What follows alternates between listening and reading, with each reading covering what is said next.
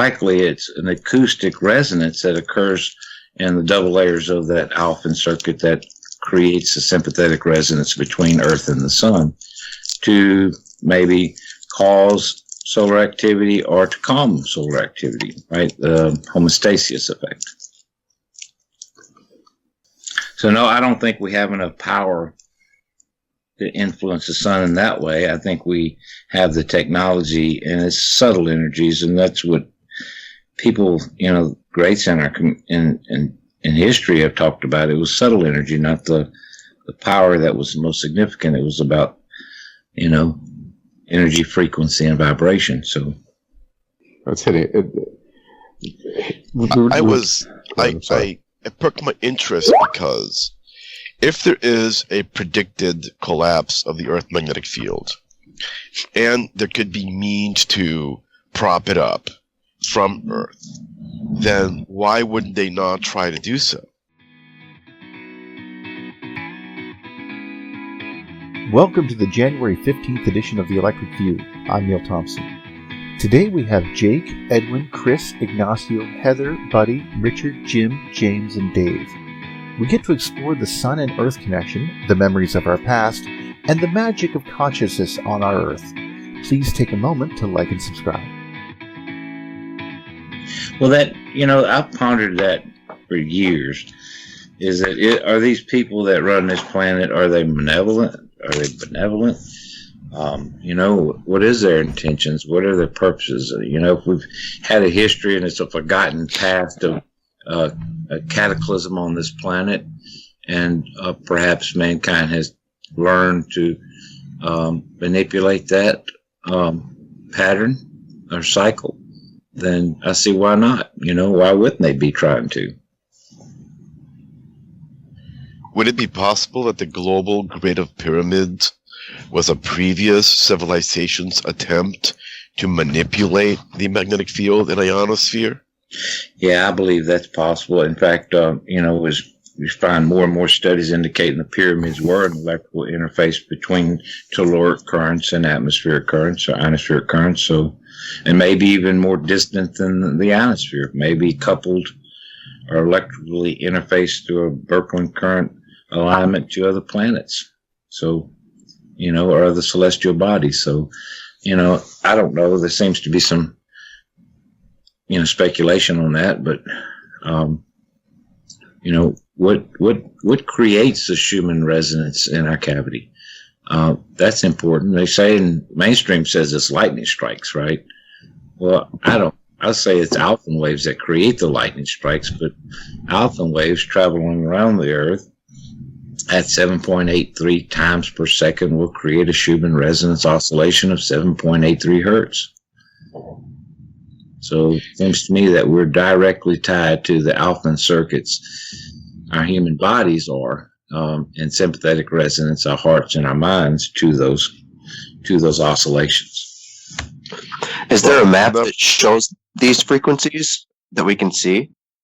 Yeah, it seems like heart math does some of the best monitoring through magnetometer readings worldwide, but some people say it's manipulated. Some people, I used to watch the heart magnetometer readings, and you could absolutely tell when they were oscillating in the 2.5 hertz to 5 hertz frequency ranges, and they were doing it quite often. So, that was wild back then. They've taken that offline years ago.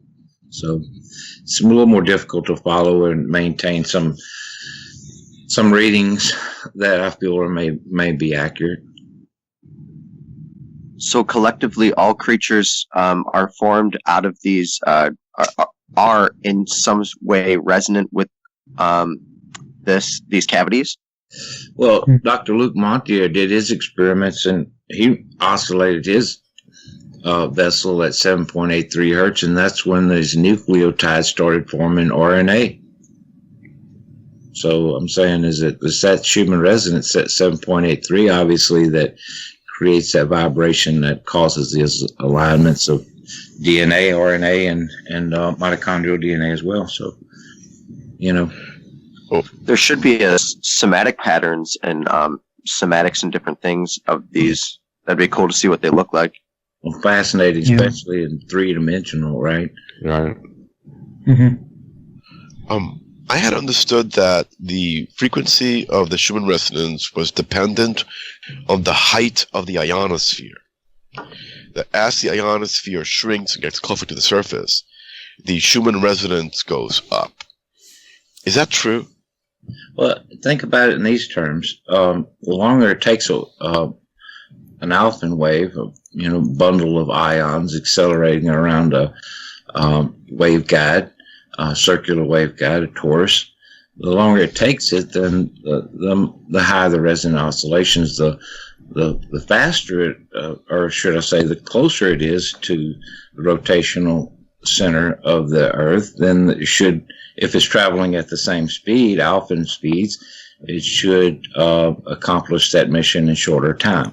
So what you're saying is that the closer the ionosphere is to the Earth, then the longer the wave, the Schumann resonance oscillation should be. The 7 should go into 10 or 12. It should actually shrink it to 5.8 or so, because it's traveling at the same speed. It's just not traveling as great a distance. Okay. Is there a variation just material-wise as far as... There is, and it occurs from what I can see, in octaves in a natural phenomena. So the Schumann resonance occurs from what I can tell from our readings and estimations back from when it was originally studied through Van Allen and others, and Schumann. Considered it to be radiated pressures. But I think through Alphen's work and through Van Allen's work and stuff, we can better understand it now as being an electrical phenomenon that creates that resonant harmonics in our cavity, and it can vary. So, based on the layer at which they perturb an Alphen wave, that would dictate the amplitude of that Schumann resonance. Uh-huh. And those waveguides are, as Alphen said, that they're not frozen in magnetic field, so they can vary and change, and that variation and change is based on the double layers and the distance from the center point of rotation. Yeah, there's a critical frequency. The plasma frequency is related to like the density of the electrons and so forth. So that would make sense. We talked about it earlier. What would happen if, for example, there was more pressure outside of the, like if for some reason the sun was giving off more pressure, causing its field to be stronger, therefore causing the field of the Earth to have to retract or get smaller, and therefore the ionosphere would get closer to the Earth, therefore the density of the electrons would get higher, therefore the frequency would change. Therefore, life on Earth is now possibly affected differently. And, well, in my opinion, I think that might, not just the frequency of the plasma, but I mean, the overall electric field might have something to do with, life all the way to material strength and so forth. So there's the ideas of what they lived in the past and their problems. They're trying to solve different problems, and obviously communication or protection of themselves, or quote unquote calming the earth or calming the skies, or whatever they were trying to do was obviously important to them, or they wouldn't go into so much effort doing it. So yeah, years. Interesting the connection between the Aborigine and the sightings of the Aurora Australis, and how they said they warred during those periods of times. It was great times of strife and violence.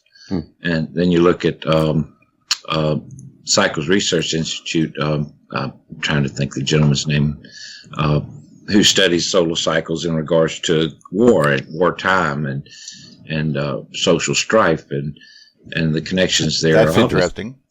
Absolutely. So, when we vibrate at a lower harmonic, we tend to be more warlike. And when we increase our vibration, our oscillation in the Schumann cavity, essentially, that creates a sympathetic resonance with our minds, and I think that's part of the evolution of consciousness.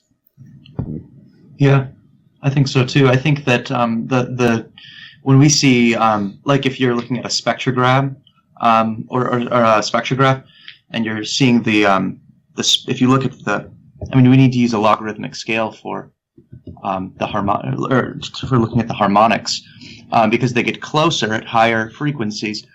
And I think that it's this pinching of when you pinch and when the scale gets smaller, what it seems to do is it seems to allow for smaller error as well, because the errors propagate in the same way that the principal magnitudes do. Good point. Yeah.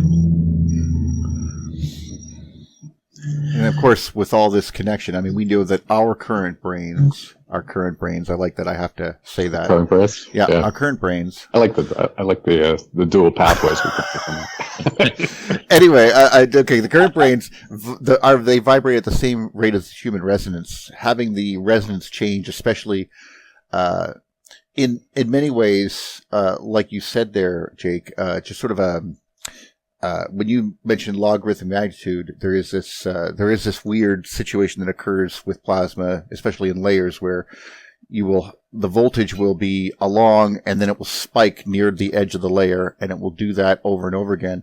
Imagining something like that in our atmosphere, like let's say the top cloud layer, or the bottom cloud layer, which is, let's imagine that those flat bottoms, that was like a voltage curve that goes up and it reaches to those clouds, and then the next cloud above it is a different layer. Let's just put that in a mental image.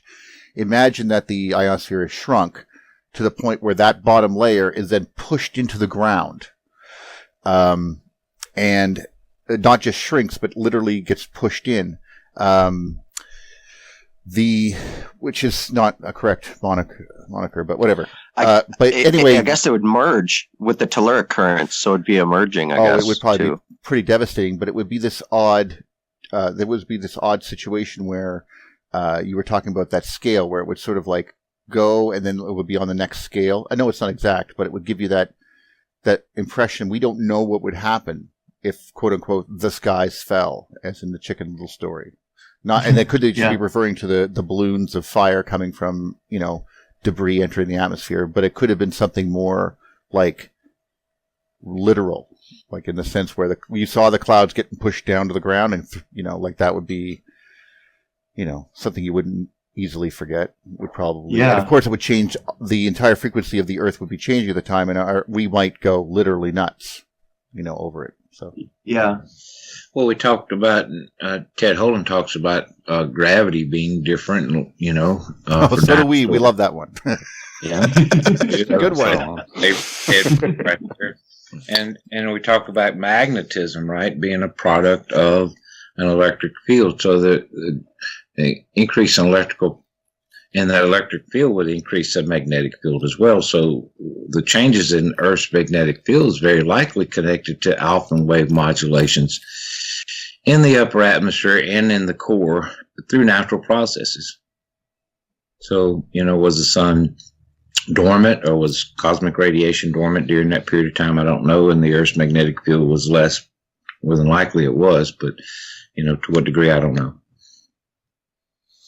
Well, yeah, it's hard to envision what situation would it be that you could even, like the technology evidence that we have found through studies of archaeology that seems supernatural, in the sense of how in God's name did you cut this rock, with we can see the machine that looks like it got thinner at the end. We have no metal that could resist this strength, assuming that rock is as strong as rock and this metal is as strong as metal. And you couldn't even lift it anyway, assuming this gravity is the same as this gravity.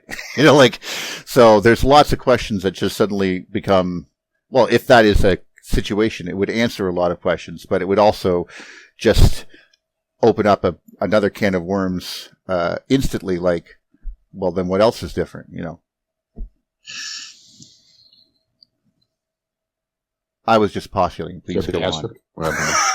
I don't have an answer. No, I'm just letting us wax poetically on that one. So, can I go back to the ionosphere shrinking until it merges with the telluric currents? Would that be a mechanism to melt the interface between the crust and the mantle, and therefore produce a crustal displacement? I wasn't even actually worried about crustal displacement. I was worried about the source of all volcanism, internal heat, and so forth. I think that the knowing that there are currents that are running across the planet and that are trying to quote unquote get in one, depending on what you view electricity, going through the poles and out through the equator type of thing. Well, all of that motion across the atmosphere of the vibrations and so forth, those vibrations that are rippling across the ionosphere, each of those so to speak, ripples and changing in the frequency. Well, the Earth's surface doesn't technically move, and you're going to have that connection where they start influencing it ionically, with induction and so forth, which is the accepted method in which these currents flow through the Earth, the telluric currents. So, I see definite connections. Like, I think that if the Earth was having to deal with, like, I see these clouds, we're talking about the layers, and if one of that D layers suddenly shrunk right into the ground, or to the ground, and it would have to cope with now this plasma layer, there's less layers there, the F2 layer is now pushed down to where the F1 layer is, well, suddenly voltage per meter goes from where it is to up higher, assuming that it's all the same. How do the devices that are high, would the mountaintops start glowing again? Would pyramids kick on? Not really, of course. We assume that they are way too damaged if the Great Pyramid even was a machine. But it seems that was the most advanced version. It seems like just high objects were able to induce an effect in the past, and we produced obelisks everywhere and stuff like that. I don't know what they were trying to do, but I could certainly envision it. Me and Eugene and a few others were on the other page there talking about what happens. Why did they put stones on top of the heads of the guys in Easter Island there? And were they trying to emulate an effect that no longer existed anymore? Because it's so isolated on the Earth's surface, perhaps the idea is that it's the closest and highest point in all the area for all the electrons to rush to. And this could be his explanation. We talked about this with Edwin, about why there is a ring of fire in the first place. And, what is volcanism, so to speak? Why is lava not out deep?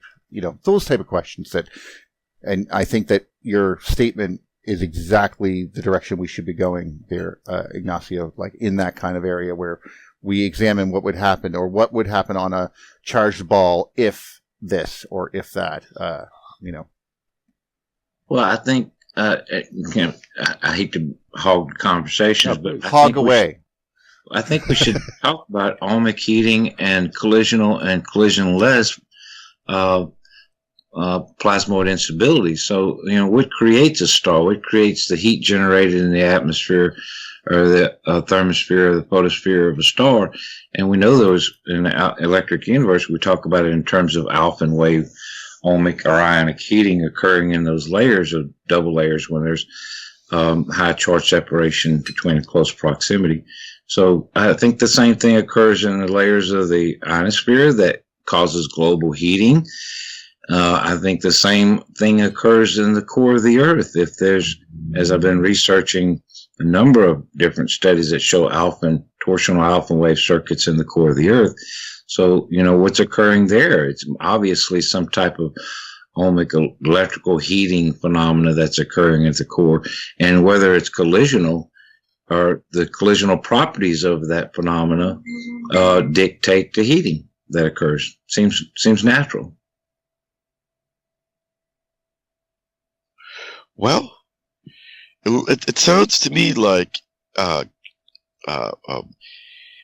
Earth core and the Earth mantle and the Earth ionosphere is an interdependent or feedback mechanism of electricity and magnetism that is connected to the sun, right? Yeah. So that a cataclysm on the Earth sort of implies a solar system-wide cataclysm.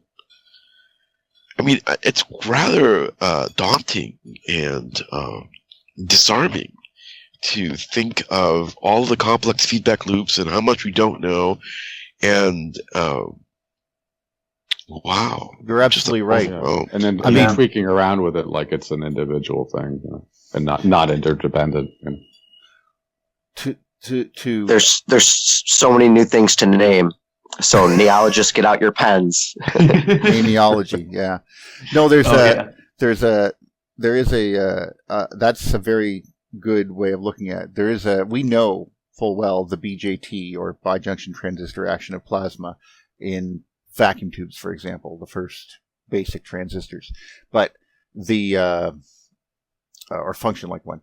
The basic idea that we would use that property, well, that's a property of plasma, that it will form semi-stable layers. You change the voltage slightly, and suddenly it will whoop, and you got another situation, it's in another configuration. So that is one of the questions that really becomes very clear, Ignacio, is as Jim would agree, probably, you enter the sun the solar system, the sun's electrical environment could enter into an area of increased density. Therefore, the whole heliopause. Imagine if the heliopause shrunk into the orbit of Pluto. So that's about, like way closer than it is. I'm not even sure the magnitude of, especially on a circle, multiplied by pi, all that stuff. But you're wondering, what would happen to the electron density if that got pushed in? What would happen to all the planets' comas? That would change every single dynamic across the entire solar system, including on planets. Now, that's one thing. The other one, of course, is more Velikovskian in the local approach. Like something came near us and it was charged, and it only affected the bodies that came near each other. That would, and it could, or there could be a combination thereof. We really don't know. One could have been, the local stuff could just have been a recent thing, messing around, like, watching it for Venus, was only something we had to deal with recently. But before that, there were still very large cycles that seemed to dominate, which also seems to be the case. So bringing those two together is probably the oddest historical conundrum I've run across in this entire thing, because they both seem to have truth to them. What about when the Schumann resonance condensates or condenses? It's like if all of life almost kind of comes out of, if it's the wellspring of life. Sorry if I sound weird. I went to the dentist and I got a little numbing.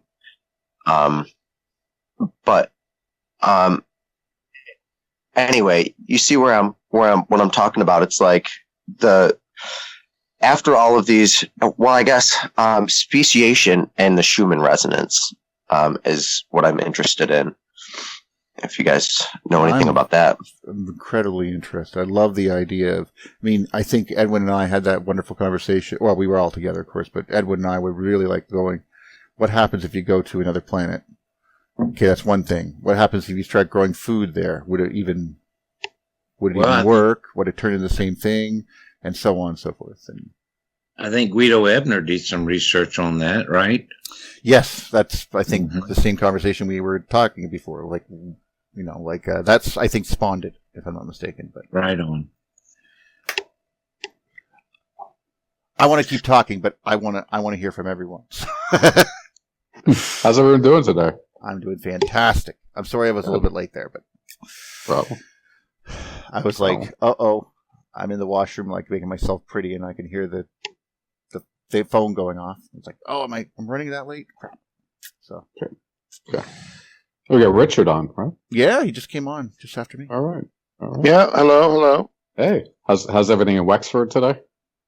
It's all right. It's kind of raining. Okay. All right. We've had the last couple days have been absolutely freezing. Like I said in my message there, my friend's battery just died. Okay. Oh, it's so cold. It's like negative, in the middle of the night, it was like negative, 25 or something. Without wind. It's straight. Wow. So. But apparently it's warmer than out west. My friend was like, it's only 25 at night. I one time went out, it was negative 42. I was like, oh, wow, Saskatchewan's cold. Hey, I have an idea I like to share, Sure. Yeah. and it's this feeling I'm getting that the Earth, the solar system, is a petri dish, a form of natural preserve that has been put together in a place in the galaxy where there is recurring interstellar cataclysm.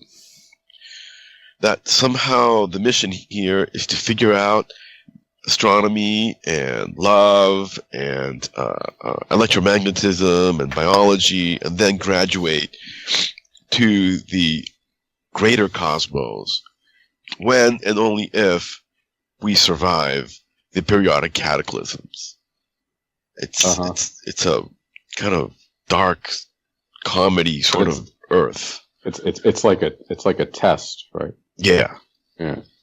That's sort of like Arthur C. Clarke's there. Like, I'm sort of in that if I was in that mentality, I would take it one step further and say, but they grew all the algae they wanted out of the oceans, and then just left the ball to mold. And this is what we are. We're the fungus that grew across this ball, and they're going to come back and go, "Ew, gross! Clean it off." I get this recurring theme of it's like strife, and then like stillness, and like it's like that seeking of stillness where this is the pathway to ascendance somehow. Pulling like you encounter strife, and then it's like you find throughout your life you got to find how to minimize it. Ideally, not always, obviously, but it's like but the things that cause it, and then it's trying to come into that that stillness, and it's like stillness is where you start losing. It seems like you lose agency, but then you hear agency or something. Yeah. I see it as a subtle action that's already taking place. If you look at fertility rates in America and sperm mobility that's been tested recently, it's the lowest in recorded history. So, that could totally be engineered. I'm suspicious about this because I don't know if this is part of like some sort of a solar something, but it seems to me that it's in certain regions throughout the world, and especially America, like in the food, Monsanto maybe. Well, bottled water. It's bottled water. I mean, that too. Plastic is well known to reduce sperm count, and everybody's drinking bottled water out of plastic now. You look at female stimulating, estrogen stimulating hormones that are released to our water tables. But there's also another factor that rarely considered in this conversation is the ability for electromagnetic radiation to impact sperm mobility, and that's been tested on several occasions where they did prove that was a causation and therefore should be considered in this total equation of chemicals, environment, hormone releases, birth control, all these other things. Yeah, well, that would be like an easy way, one fall swoop for population control. I mean, and the richest people, some of the richest people in the world are for it. So, and we pay for it ourselves. Some of them are actually like complete dinks. So let's just be honest about that. But there's also a lot of fear regarding it, like Bill and Melinda Gates.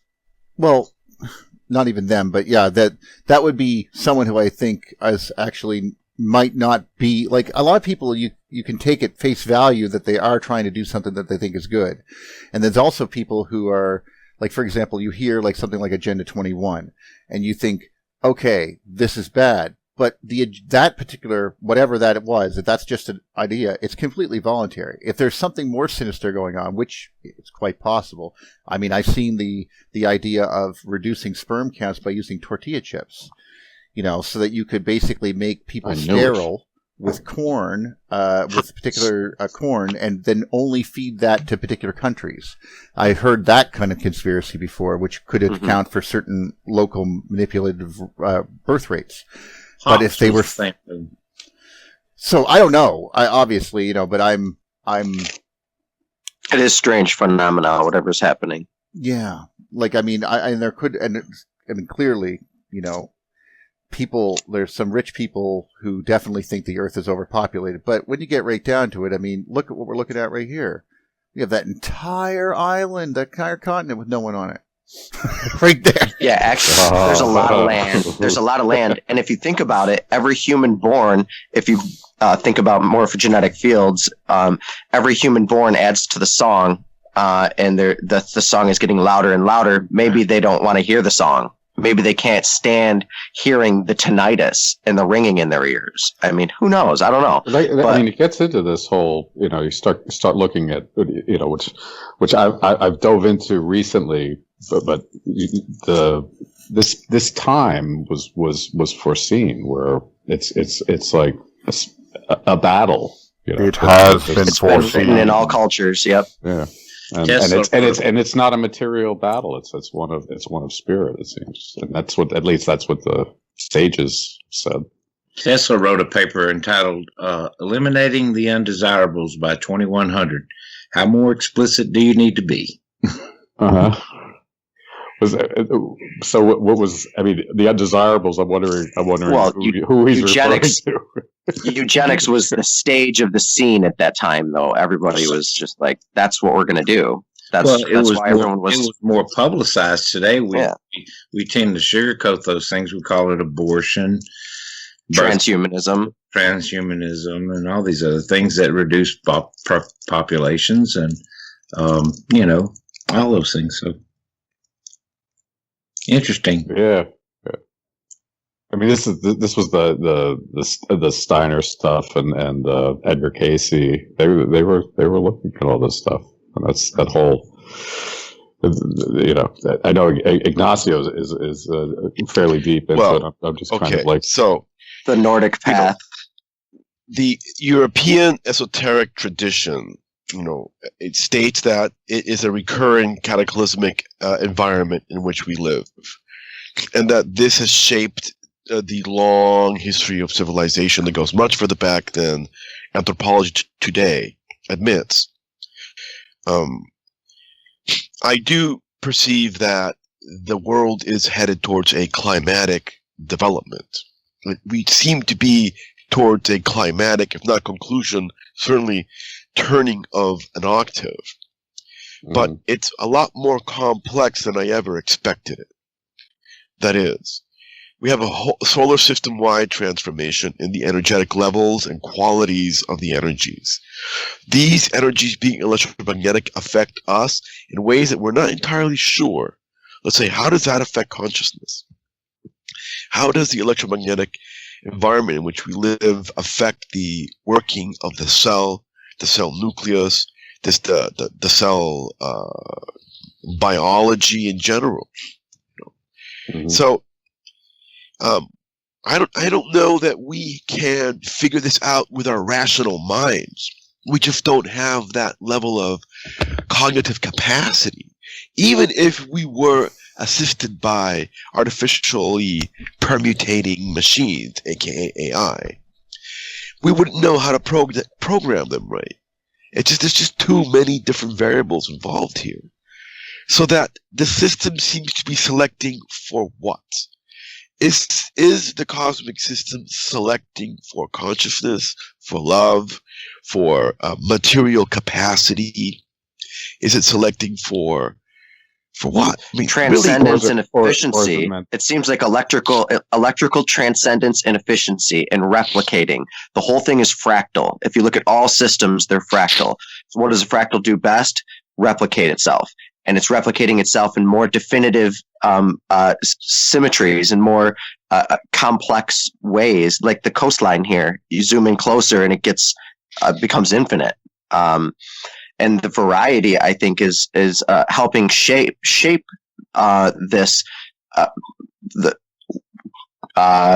galactic swelling or whatever.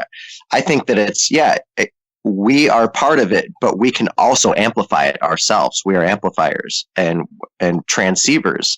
We can receive and transmit it. So we know that we can work with storms. We can seed the clouds. We can do all of this stuff. But ultimately, I think what is the electromagnetics? What is the desire of electromagnetism if we're one step in the cycle of light as mankind? And what's next? And we see what's next, and it's coming right out of us, and we're scared of it. And it's all these artificial intelligence things and the merging and neural link, and they're trying to scare us. They when I say they, sorry, I mean it's a collective that wants us and needs us to be afraid of artificial intelligence, whether or not it's bad or scary, good, or we're going to go there. We've always I'm actually gone. more scared of natural intelligence than from artificial intelligence. I mean, are there It also naturally comes down- occurring intelligences that inhabit contiguous dimensions or realities that have figured out a way to exploit humanity? Because there's a lot of talk and buzz around that sort of theme, and it goes all the way back to the archons of the Gnostics. Right. The UFO community is riddled with this idea that these entities can cross dimensions. How come we have been neutered of this ability? That's a really important question to me. When you go back to the narrative that Steiner produces of the Atlanteans or the Lemurians, he always couches it in their different mode of consciousness. That they had a greater astral consciousness, or that they had a greater capacity to affect the vitality of plants and animals. You know, that to me, in terms of physical realities today, is expressed in, can we alter the magnetic field of ourselves and in our environment? And, or can we alter the electric conductivity or the electric vibration of our beings? You see, Interfacing directly with it. But it's a barren. That's materialism. It's a barren entity to me. It's not. Well, our brain and our blood can attune to it with our heart. It's a heart song, really, ultimately. Yeah. God, now here I was thinking of a BSG, and now I'm on Neil Diamond. You guys are freaking me out. Well, No, it's good. It was just a heart song thing. I haven't heard that song forever. Please go on. Heartlight, I guess it was called, wasn't it? Neil Diamond? Anyway, go on. Sorry. Oh, but I have a question though. Can you guys hear? Can you hear me? Yes. Yeah. I have a few questions because for statements, I'm not sure, but the idea of the resonance and the ability to alter it, or even able to comprehend and receive the frequency, I don't believe that we were necessarily neutered of from an outside source. That maybe we have done this to ourselves in some sense, closed ourselves off to it, because many are capable, and it does happen, to connect to other planes of consciousness, other planes of maybe they're just other flat plasma frequencies. You know, but the idea to be able to connect, or to be able to even perceive them in a physical plane, like hear them.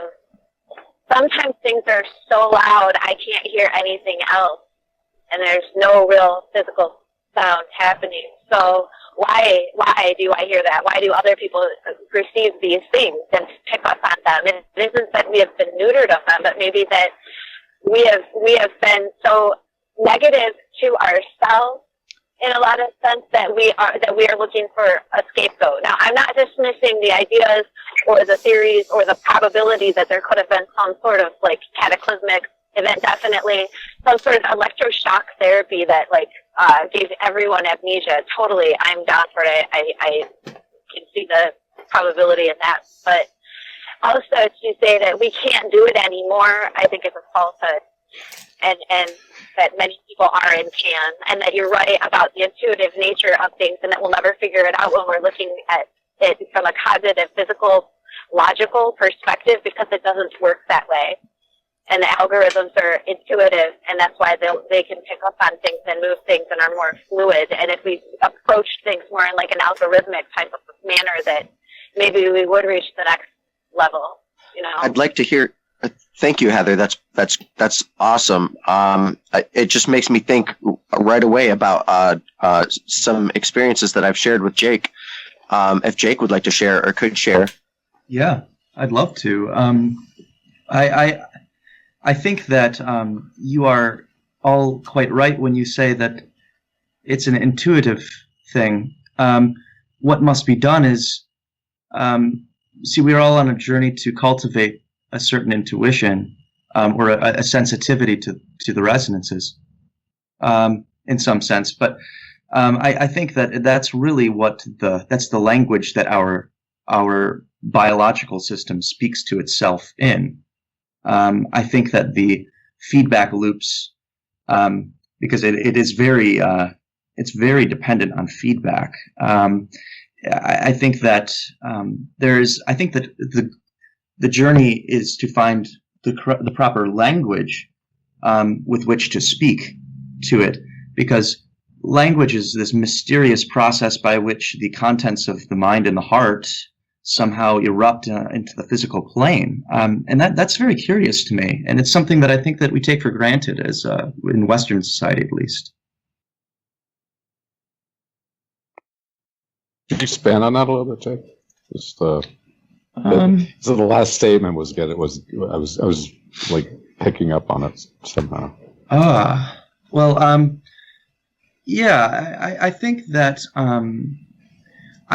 it's an activity that I've begun trying to do myself. I call it singing the soul, or heart. I really like that you brought in heart song. Math Institute. Oh, and then Neil died. Yeah. Yeah, I mean, I think that's what it is. You see, right? This is yeah. It really. I mean, really though, it is. It's these synchronicities. I think that finding it brings me back to Hegel in some sense. The sublation of or the unity of opposites in the Aufhebung, but unifying the opposites or the perceived opposites of determinism and free will. I think that the thing is, our will is not as free as we think it is, but we do have choice, and the choices that we make propagate. Now, the interesting thing is that there's a lot of noise. There's destructive interference as well, and the destructive interference is what ensures sort of an inability to measure certain things. It's not that the thing is not there; it's just that it's destructively interfering with itself. So, are you talking on a resonant plane, like almost the Akashic plane, trying to manifest and understand certain places, but they can't come through clear because they're self-destructive, resonant? Yes. Yes, it's these. See, the issue is that what happens is we have these. One must have a light heart to feel the subtleties. You spoke of the subtleties earlier, and the subtleties are really something that I'm learning about. It's this perception of magnitude. It's funny that we see, we call them great magnitude and small magnitude or whatever. I think that that's one mode of reading, but perhaps there are other modes that we must be open to. But I do think it's there's I'm struggling to find words right now. Algorithm. Is there like an algorithm or something, or like we were talking about language of it? Yes, I think that there is an algorithm to it, but it's a lazy algorithm. I think that actually, if I might be so bold, this is actually something. One of my other subjects of fascination I have is language, and there's something to what you say. If you think of a language as what a language is, that's one thing. Like we could have machine code language and so forth, and different types of languages. But when it comes to human language that is spoken by humans, there are an incredible amount of unwritten rules that we don't even know, and we have them. And these rules are independent of the language itself. There's only certain ways that we will structure sentences. And even though you can make a nonsensical sentence that is perfectly grammatically correct, there's rules, and these rules have been noted by Noam Chomsky in some of his things like syntactic structures and so forth, is putting forth this notion of the unwritten unfolding of language, and the fact that we can learn it at all, and the fact that we can pick it up so quickly from very scant examples. Like, you could say to a child, it goes, "Do you know what complicated means?" And they'll go, and you could just say, "It means it's complicated," and move on. And that child will learn that word. It's like certain things like dictionaries. We think we know what they're for, but in reality, what they do is they just tell us what we already know. They just give us something. It's very interesting stuff. Wait. Guys, the origin of this goes back to the scholastics of the Middle Ages. Oh, probably. And it had to do with whether a word existed before it was uttered, or whether the words were merely labels that intelligent people placed on objects in the world. Now think about this. It's a fundamental philosophical divide. It arose in the scholastic period. I'm trying to remember the actual terms. It was about realism and idealism. And some of the monks said that, there was a higher reality above our world, our sensorial experience, and that we were transferring that experience into the earth and expressing it through a language. But that we had to be careful to name things appropriately to what spirit they bore, so as to not confuse or to have a more effective terms of communicating from spirit to spirit through the incarnation in which we were at that particular moment. See, which languages, and which time period?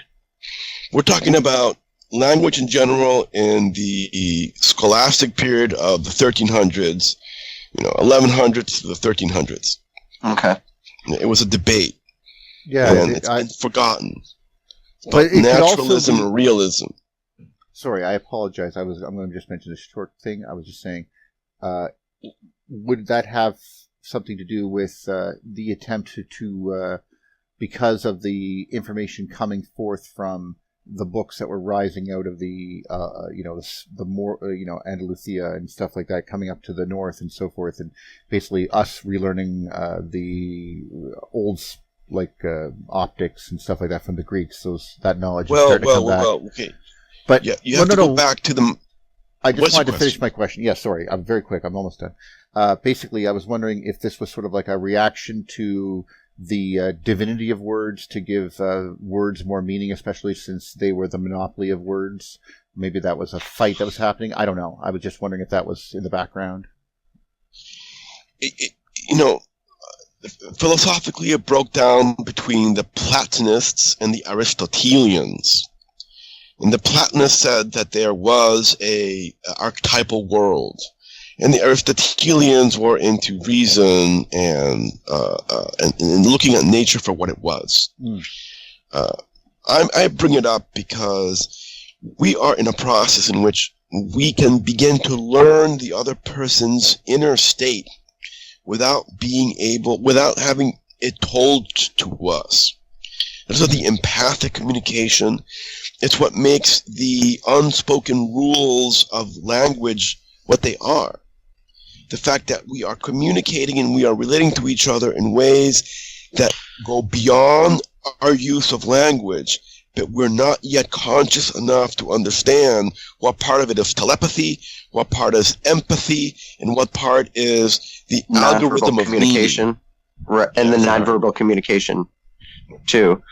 I mean, because if you look across phylum, across species, you can tell if an animal is intimidated. I mean, there's no language, or I mean, like all the way across, there's no language gap there. We can see, and oftentimes it's with intimidating colors and facial expressions and teeth and fangs and but I think George Carlin, talking about language, this goes way before, and I believe it might come directly out of geophony and biophony, which is the natural sounds of biological creatures mixed with the natural sounds of the geological landscapes. And when you see the mimicry of the geological landscapes at the top of a mountain and a ridgeline of a coast and the ridgeline of the cloud and of a conifer, you can see that there's mimicry going on. So there's mimicry on all scales of this this language. So there should be a language that goes all the way through directly out of nature, and we are communicating with not only telepathically, intuitively, but it's where our language also came from, and the language that all other creatures speak. And it's definitely tied directly to the electromagnetic spectrum. There should be a language that goes all the way. There should be a language that goes all the way through geometrically, along with there's Feigenbaum's constant, and there's another one. But you tie them in, and that's what almost like. As soon as we communicate with this language, we're going to be able to communicate with all things. That's what I'm saying. And okay. What I'm trying to reach is the idea that consciousness has been metamorphing from ancient times to the present, and that it has affected the way we think of ourselves, the way we communicate with each other, the way we exist. Mimicry in the past, it was a beautiful way of being in harmony with the environment and being in practical communication with others. In the distant past, memory apparently was much deeper and longer, and we didn't need to write things down because everybody remembered everything.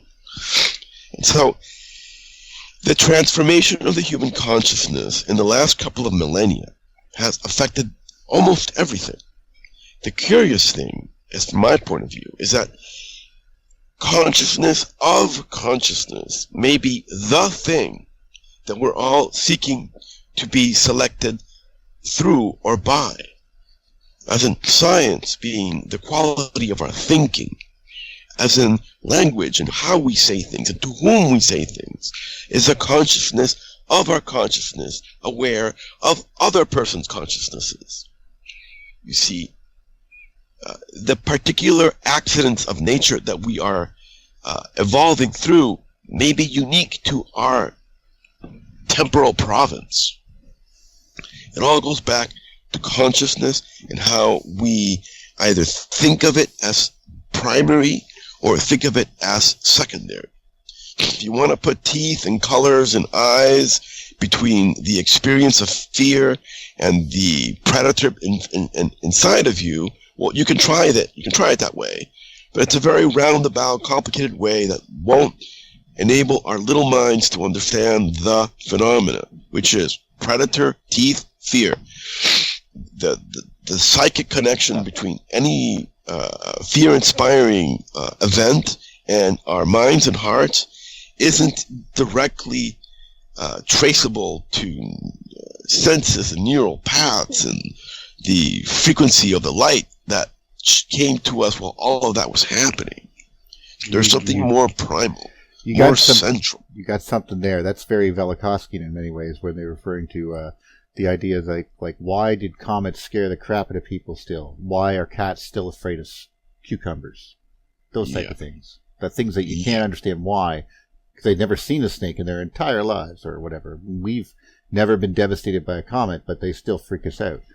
Like collective fears. I don't know. There's also a discussion of, just to get back to language a little bit, there's some of the ideas of before written language, before these things. There's inherently another state of consciousness. There's the learning of this thing it's an artificial way of representation of something, and all of a sudden it becomes a reality in its own. If it wasn't there, we would see reality like just radically differently. And we would be communicating with each other radically differently. Well, we did actually communicate with each other kind of radically. But it's always put in a frame of that was very primitive, and now we've evolved and we're so much better. Well, but we just have a different. A lot of times it's good. A lot of times it's good to turn that upside down and see. Well, maybe it's a devolution into right. Like constraints. Well, what it does is it takes out some of the brain mechanisms, right? Like if I'm looking at some things, and I'm just looking at the pictures, I'm reading the information, I'm cutting and pasting, and I'm saving it like this. It is going through a completely different pathway than if I write down exactly what I'm reading, and then I read it aloud to myself. So now I've seen it, I've heard it, I've actively written it down, and by writing it down, I'm now using a kinetic force. So now I'm forcing that same information through 3 different pathways instead of just one, instead of just through my visual pathway. And by typing things out and not writing things anymore, and not writing in cursive, which is another function of your brain, every time you have to include something else in the process, the information is embedded in all those new inclusions. And by removing them, you're inhibiting the inclusion of that process in the process. So you're effectively cutting yourself off from needed information.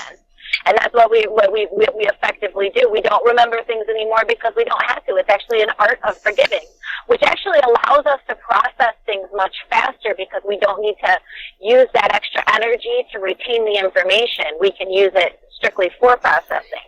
But then without the information readily available to us, we're kind of like an empty clothes dryer, right? It's like, what is it doing? There's nothing to put in it. Just running, right? Yes.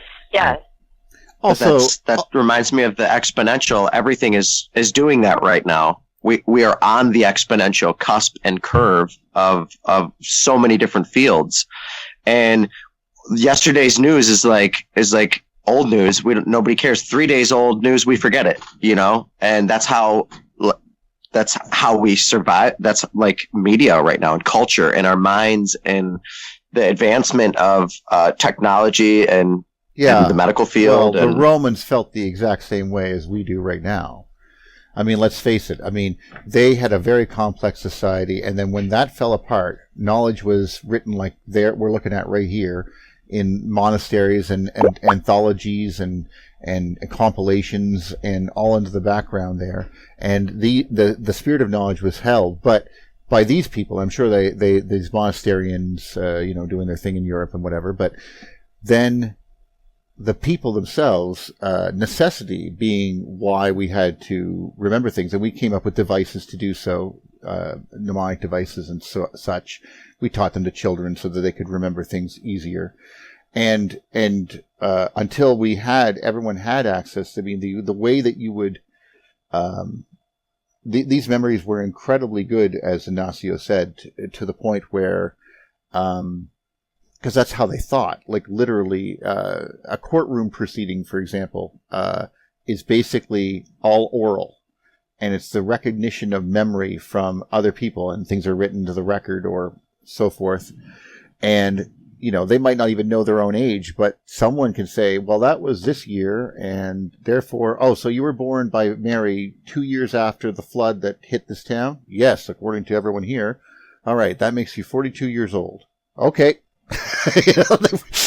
Like that. Well, let's also look at something else besides just the writing of the words, like the actual comprehensible words that we're using. Okay, so like take drawing, for example, because drawing and writing are kinetically quite similar. And one is like an expression, like I'm writing this out, right? But one is an exploration and an examination. So I posted this article this morning. It was absolutely wonderful about how drawing is often seen as like an intimidating thing. We stopped doing it around our ability to judge whether it's good or not. when we were about teenagers. We're like, oh, you know what, I'm kind of shitty at drawing. I think I'm done drawing right now. I'm not very good at it. So, but it isn't right. But it isn't. But because we're looking at art as an artistic expression as opposed to a process. Because if we just take that out, like whether or not we're good at it or if it's for show or whatever it is, and make it more of like slow us down, take the time to look at the details. What are the differences in the details, and actually visually encompass what the object is, what our vision is, what it is that we're seeing, and take the time with it to translate it from our eyes to our hands without the use of language. Okay, and how much more information do we gather in that process, and how much more peace do we, like, okay, I'm seeing it now, it's staying with me, I'm learning from it, every little bit of it, every line, every nuance, everything that I'm absorbing from drawing it, I've just learned something that no amount of language or numbers is actually going to input into me in the same way. So the drawing out, I guess, is the... you've made... I keep on thinking about what you're just saying and relating it to, like, for example, petroglyphs and other things that needed to be expressed. Like, you're like, exactly. I was so affected by this, I must express it. And, there's the first... Go ahead. That's arguably the first language, art and music. You might not even look be at wrong. Any tribes. I mean, you look at any tribes, tribal, Aboriginal tribes that exist now. Every single one of them has music at the center of it, and dance. Music, self-expression, dance. The whole entire thing is artistic, and to top it off, it's a shift of consciousness that they experience together as a group. So they're seeking and consciousness changing, altering experiences via dance, via music and expression of art. And that's what society is. Then there's a collective consciousness that happens. So we kind of see it happen here, which is kind of interesting. I agree with you, Dave, but I disagree with you, buddy, on that one. And what I mean is that a lot of these times they're reenactments. I mean, sure, nowadays might be different, but a lot of times these were spiritual reenactments, just the same way as we would feel if we went to church. The community comes together. There is singing of hymns, music, and so forth. Colors coming through the windows, on Sunday morning, and then, we would hear tales and get ourselves some meaning. And whether and that might be, I think that's sort of the same. That could be the purpose. That could be the purpose of it. So whether the purpose of it or not, they do it, and we do it still. And if you look at the collective now, that's the biggest thing there is. Walter Russell predicted it with his paintings, with music and people standing on stage, and he saw it coming. I mean, people can see it coming. He who holds the microphone holds and captivates the attention of all audiences. And it's the freedom of voice, which is the most expressive and powerful out of all of our bodily capabilities, as our voice.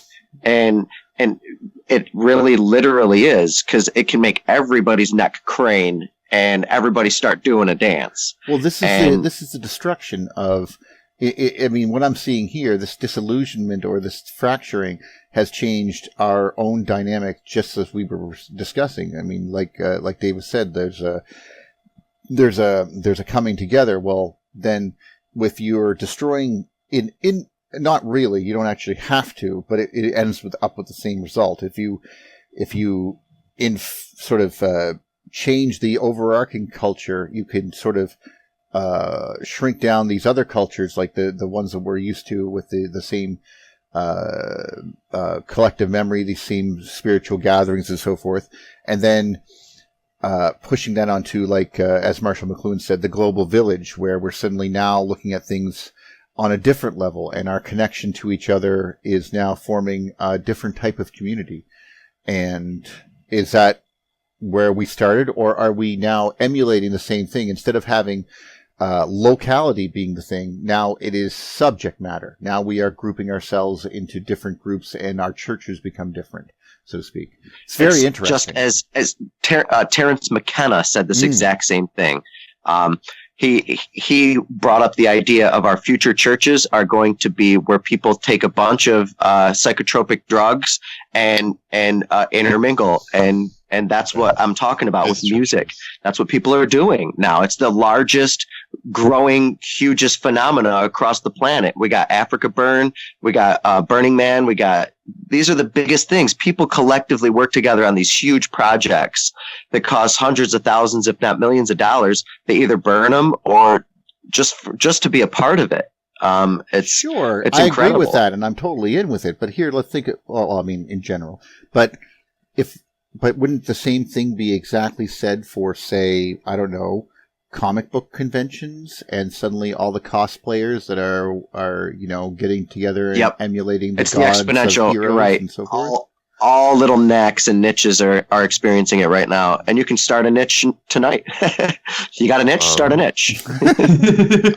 I want to go back to the large historical perspective. Please. And I'm going to voice some of Steiner's ideas here, which I think are very important.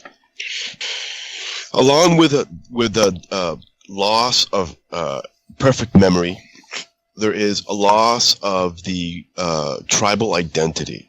That is, that humanity from ancient to the present loses a collective consciousness, drops out of his own tribe, and then breaks up his own family in a quest or a tendency towards individuation.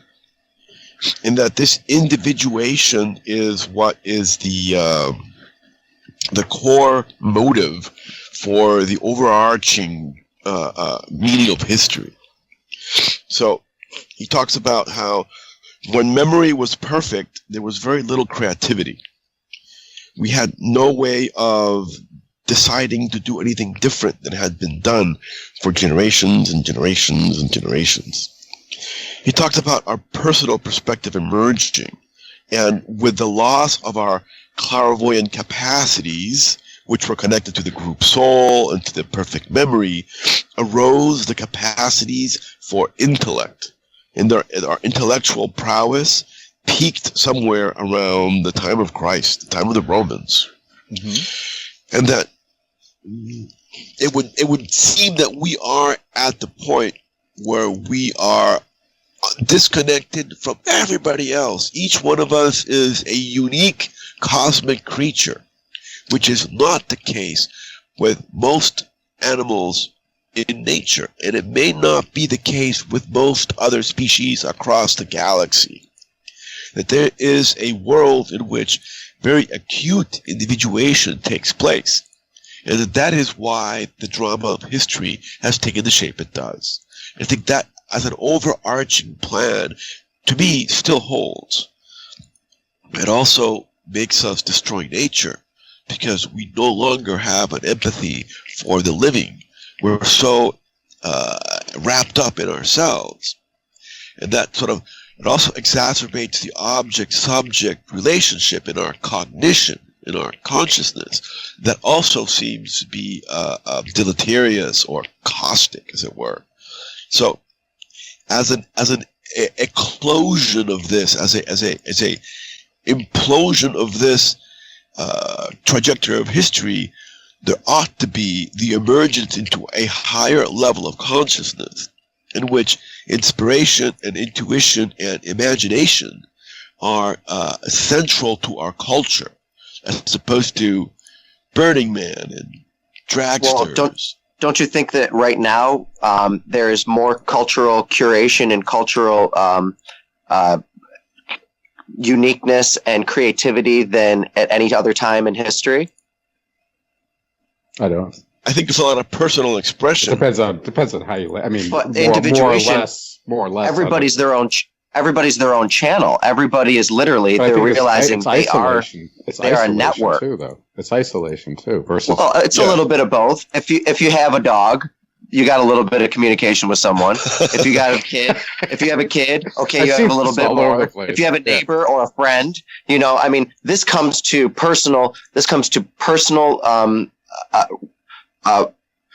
Communication with people and at the same time, social communication. And we can't forget how valuable these devices are, because these devices that everybody likes to harp on and talk crap about, I can look at and tell you a billion positive things that all of us, we are all together experiencing this collective. These are great things, and I just have to defend the internet and phones every once in a while because people are so hard on them. And I do understand. What I would say is that there's a difference between experience and information, and that the image of something and the phenomena itself cannot be confused. You can learn anything you want about zebras on the internet, everything, but until you actually stand in front of one and actually have a heart-to-heart with that creature, Zebras? you haven't experienced it. Well, but I think that this is exactly what you're saying right now has a lot to do, and it kind of contradicts what you said earlier, but I know it wasn't necessarily your thought. It was an expression of the person that you were describing, because the thought that what makes us so destructive is our individuation, and the fact that nothing else has that same individuation to the degree that we do. And the idea of that is what makes that individuation destructive, by not identifying it in every single dog you meet. Because my dog is not the same as Buddy's dog, and like no dog is the same as my dog, and my dog's the best dog ever, and I'm sure anybody who loves their dog would say the same thing, because they appreciate its unique qualities and the friendship that it brings to you. And as for these huge Burning Man and other types of large, these are cultural and very human. This isn't something new. It's not something like, I mean, the idea of even of church and why it's beneficial and why these large gatherings, because you have that vibration, you have that fellowship. Energy, you have that life It's called force fellowship. Yeah. Of everything, and right there with you. And so it's a recharging. It's like you can come and recharge off of your fellow humans who came there for that same intention. Whatever medium or religion or building you try to put that box in, the intent is the same. And so maybe the step for evolution isn't negating our individuality. It's accepting that our uniqueness and individuality isn't so individual and unique to our species, but it's everything. Going back to Terence McKenna and Rupert Sheldrake's conversation about the future of churches and social interaction, using psilocybin and these drugs that get us in touch with our Godhead, that is exactly that's the transformation of culture. He called it. It's happening, and we're doing it. Whether it's being pushed by the government, the FDA, or whoever, these other drugs, I know the opium and other things are being definitely pushed and brought in overseas, but these other ones, these entheogens that put you in state, in touch with just this, it's great, it's beautiful, and people take it together, and you can experience these hyper collectives and these larger realities that you would never be able to experience on your own or with even just one other person. I'd like to add something to the conversation.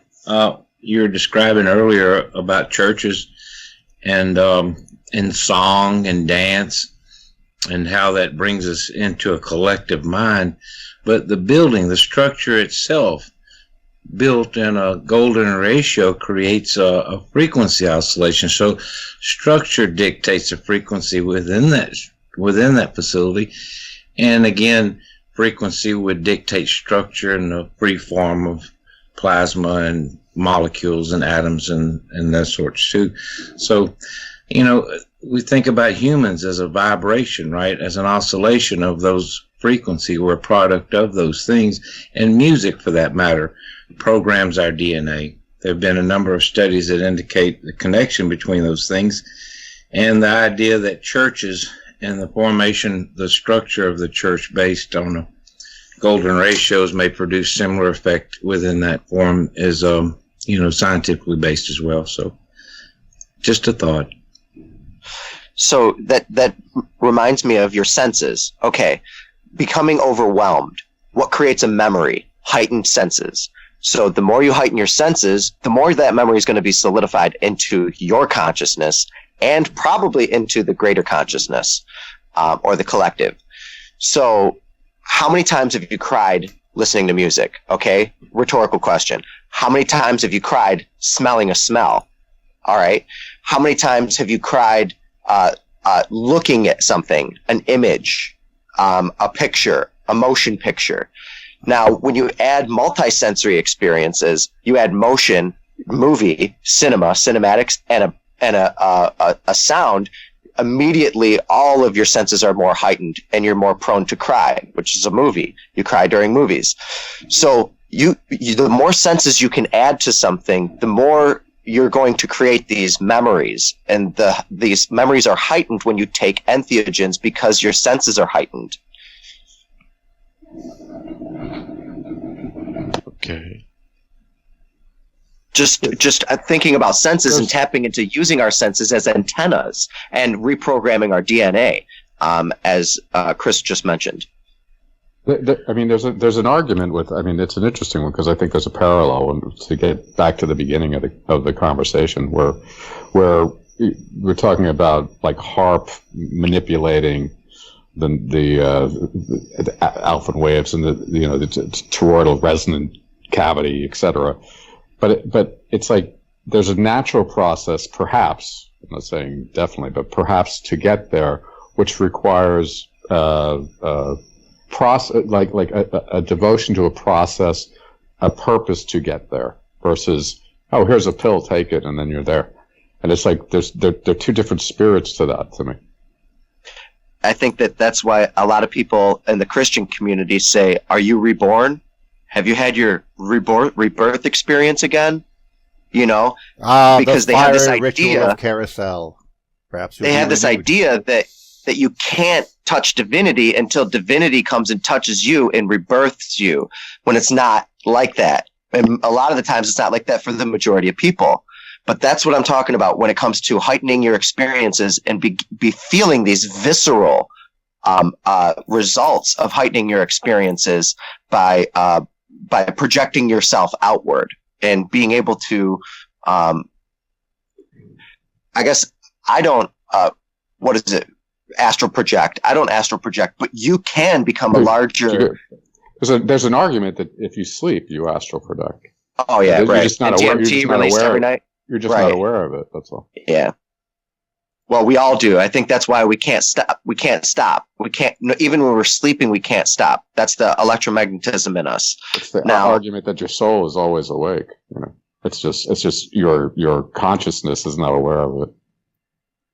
Well, it's running. It's like only the physical aspect of yourself needs rest, right? Right. That's an argument. No. Both. I'd say both.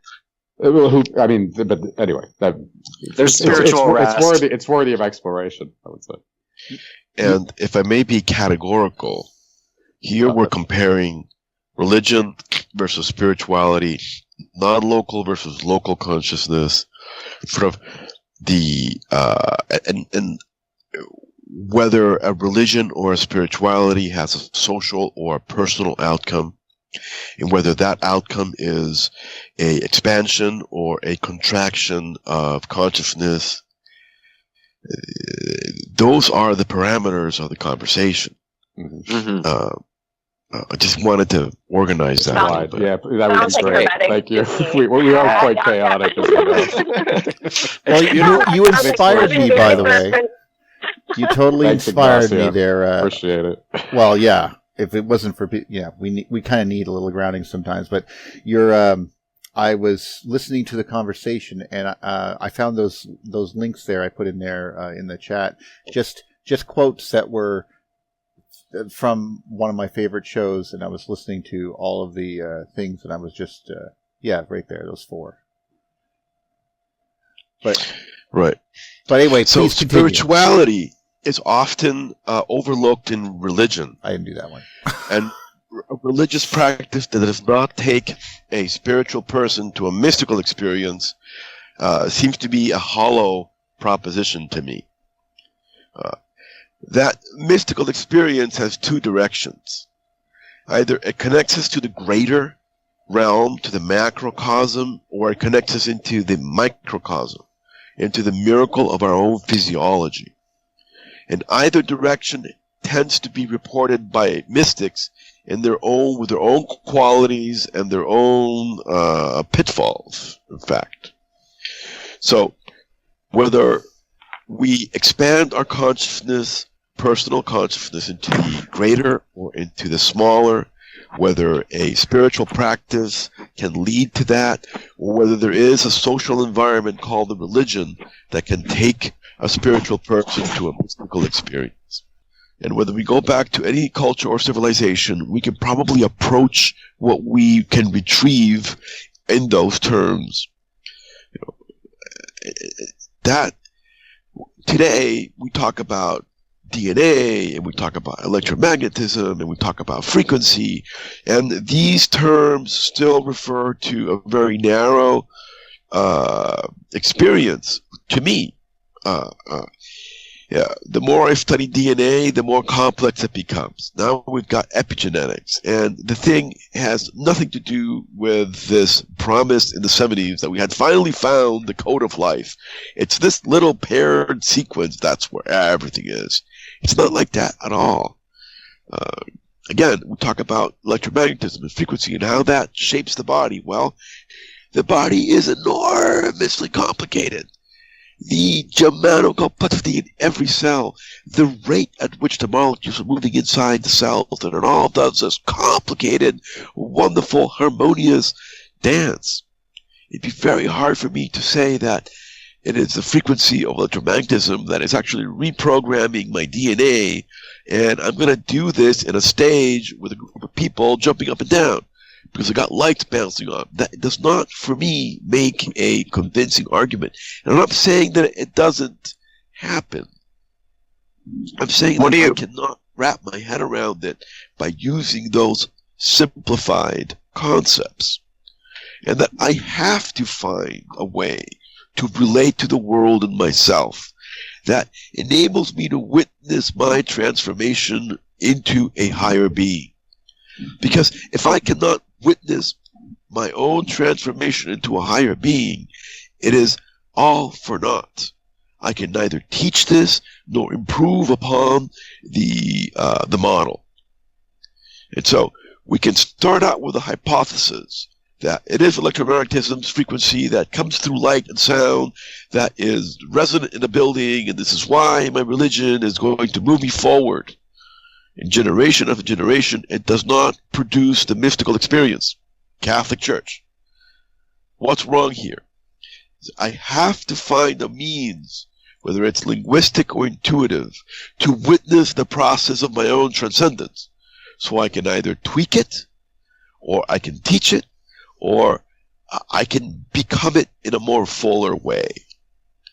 That is why it's all about whether the religion is actually a means to a spirituality, and whether that spirituality is actually an ascending into the macrocosm or a descending into the microcosm. And how is this to feed back into itself so I can become a more conscious, more loving, a greater help to those that I believe are here, or that I bestow my love upon. This really sounds a lot like the conversations that Siddhartha was writing in his books, like the foundation of Buddhism. What you were saying is, like, these are the questions he was wrestling with, it seems, when he walked off for 40 days. I'm wrestling with. Well, I mean, if it wasn't for, like some interesting philosophical things that I was lucky to get a philosophical look at some of these ancient things without the ceremonial trappings, and trying to get to the core of them, like the Tao Te Ching and stuff like that. But still, this was the kind of, it's just like that. It's just where I place. That's why when you were talking, and just before that, I picked those pictures, because these are talking about things that just reminded me of exactly the same type of struggle. I think that we are asking these questions in good about the human condition in good pieces of art, including film. So, So art is the collection, the traits of our existence that are immortal through time, through the generations, or through nature, through the generations, and through the texture of our consciousness. The wonders of nature that are eternal, the unfolding of time and its cycles, the texture of my consciousness and its emotional impact. If I can convey these things through a beyond my presence, meaning in a sculpture, in a painting, in the strumming of a troubadour, then I have conveyed spirit into the material world. I have provided a light for a fellow traveler to see beauty and truth and goodness by. That is why art is there, and that is why art is an intrinsic property of religion. And all methods to bring spiritual people forward use the symbols and the signs of their buildings and of their paintings and of their articles, or to help that way. It's not just religion; it's all communities use art as a means of and symbols as a means of communication. Yep, I agree with you. Definitely not only religions. No, yeah, it's like a means of communication utilized by religions. And I feel that, too, that those who are seeking a mystical experience in their religion will find it, and those who aren't seeking a mystical religion or experience won't. If you're looking for religion as a structural commodity to add structure and like a moral compass to your life where you don't feel that you could do that, you know what I mean? And other people don't need that sort of structure to find that within themselves. And so I think that there's just as many religions out there as there are needs and views for people to find God or to see divinity. So if someone's wrestling with whether or not it's like where they're at in their path and how to share that, that's a very individual thing, and the expressions of it are they're shown through the tools we have to do that, which are shared. So I agree with I agree with a lot of what you're saying, Ignacio, but I also agree. I kind of don't agree with some of it, and I definitely heavily agree with what Buddy's getting at there. That it just goes back to our ability to express, because like as an artist and talking about the drawing and going back to those processes that we go through for a physical exploration of our internal and our external. So what do we see and how do we process through our physical self? And we do that by means of writing, drawing, sculpting, creating our hands. Visions and visionaries typically communicate their transcendent experiences so vividly that it creates a religion. And they typically, a lot of the times they'll do it with geometry, or if you study the power of the geometer throughout history, you start to realize that the power is in shape. It's a shape power ultimately. Yep. And the more you look into shape power, the more you look into symbols and why symbols like the trefoil are so prevalent and ingrained in our consciousness.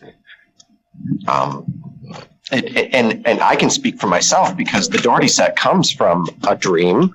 Ultimately, it came out of a dream, and then it manifested itself through me, and now I'm still working on. We lost him. Oh. I really resonate with what he was saying, though. Okay, go ahead. Sorry. I wanted you to continue. I was resonating with you. All right. If you would continue. Yes. When you start to create these shapes, and you start to resonate with them and look at them, they transform your body. That's why cathedrals are in the shape of the logarithmic scale that they are, and typically fractal and self-similar, because they create a resonance or a charge, and when you look at the charge, you become it. You can look at the paintings and become them. This is a very Taoist type of philosophy, but if you look, you can't become the tree. If you want to be the tree, you have to become the tree. And I do this with all sorts of things, and that's all mimicry all the way down on all scales. And that's what Brandon Lee and Bruce Lee were talking about, becoming water. And when you see these higher dimensional projections of Hopf vibrations or geometries or tessellations inside of Birkeland currents that create these geometries that are form constants on the top of Jupiter, you can resonate with them, and you can create neural pathways that transform you to a deeper perception. It's like I was a different person before I knew what fractals were. Once I understood what fractals were and I realized everything is a fractal, I am a different person. I am fractal minded. I think of things fractally. I understand things fractally. I understand the whole grid. In my mind is everything is with everything, the holonomy of it, holistic view. But that's why, going back to the power of the geometer, you look at these geometries that are nested inside of these geometries, and all of a sudden you're like, oh my gosh. If you start drawing these, you will realize the importance of them, because the way that they connect, and the way that they connect to your soul, and the way that they connect to our networking, communication skills, and ultimately artificial intelligence and beyond. And because that's what it is. It comes down to quantum geometries and space-time geometry, and which is what Einstein started to talk about, but we all took it and went our own directions with it. Yeah. Well, there we go. All right. I think, guys, look, it is possible. Let me just recapitulate. It is possible that we are headed towards a cataclysmic transformation of our solar system. That this, because of the unifying principle of electromagnetism, will probably affect our consciousness. This event may have precedent in millions of years into the past. It may even be a common galactic mode of evolution. We are debating the merit of the standard cultural and civilizational modes of communicating, existing, expressing ourselves. The question then becomes, for me, how am I to confront the coming 20 years? How am I to be prepared in my consciousness and my directed attention so I can best improve upon my spirit or my soul? I guess my spirit is immortal and doesn't need improvement, but my soul certainly does. So you real quick, I keep listening to you, and you have a very acute point talking about this soul ascension and soul transformation. So you believe that you are here to properly twerk your soul ascension, is what I'm getting. I've been on this planet for about 70,000 years. I seem to be stuck here, and I don't like it. And there's enough rumor and scuttlebutt that suggests that I may be able to get off. How do you know that? To love everybody else. You're asking how you get off, Dave? Let's not ask that question. You have a gnosis of that 70,000 years? Yeah, exactly. Okay. I remember falling onto the earth and my soul splitting. And part of it falling into a female of a lesser caste in a society that was, I don't know how far back it went, a long time ago. I have memories of migrating in Mars.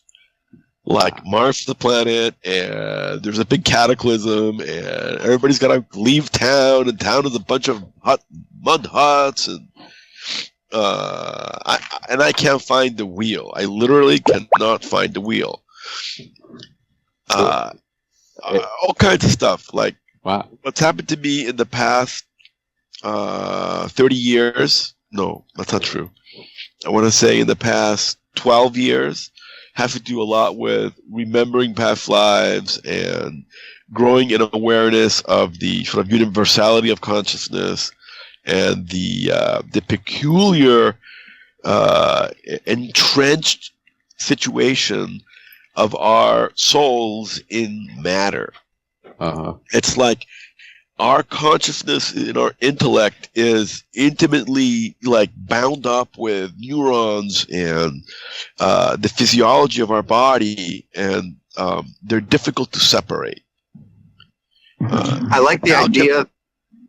I like your idea of uniqueness, and I don't know if you've thought about the idea of molecular uniqueness, but I believe that the scale goes all the way down. Like, we like to look at things, and sometimes we look at things like a dog is a dog is a dog is a dog, or a better example, a carrot is a carrot is a carrot is a carrot, but each carrot is different if you look at them.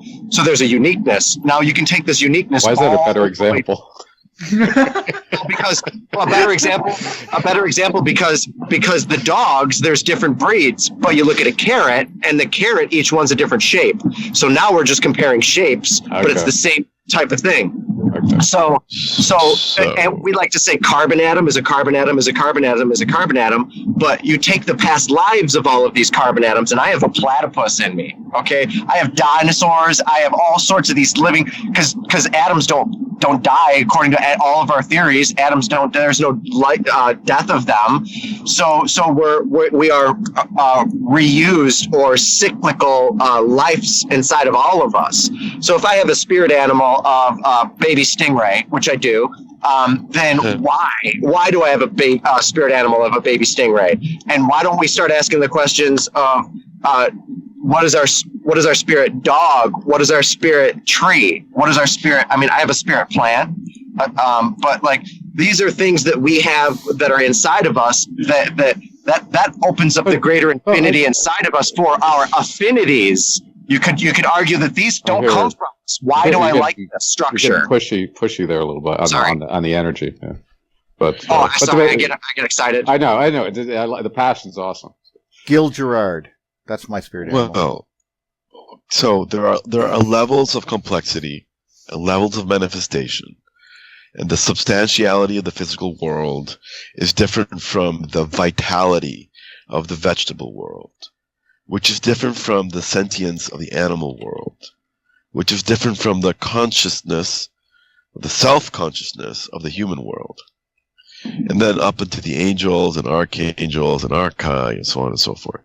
So reincarnation is not something that we understand.